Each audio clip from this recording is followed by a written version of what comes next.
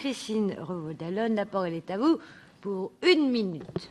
Merci Madame la Présidente et merci beaucoup à Ismaël Ertug, le rapporteur, et les shadow rapporteurs pour leurs interventions.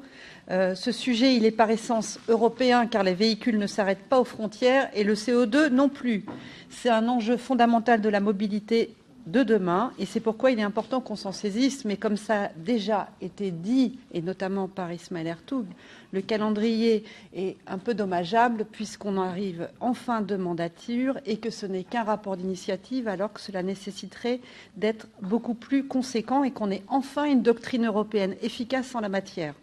Ce sujet, il touche à la fois nos capacités industrielles, mais aussi, et ça a été rappelé très justement par Keith Taylor, aux équilibres géopolitiques internationaux, à la confiance des consommateurs qui veulent être sûrs de pouvoir recharger leur véhicule où qu'ils se déplacent, mais aussi l'innovation européenne, ainsi que les débouchés de plusieurs filières agricoles.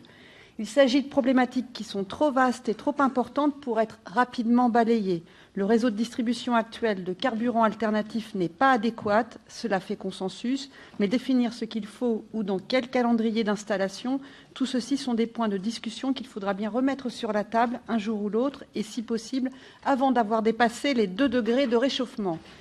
Créer et entretenir le réseau de carburants alternatifs qu'il nous faut pour respecter l'accord de Paris, et au passage asseoir le leadership européen en la matière demande des financements et une stratégie qui fasse consensus.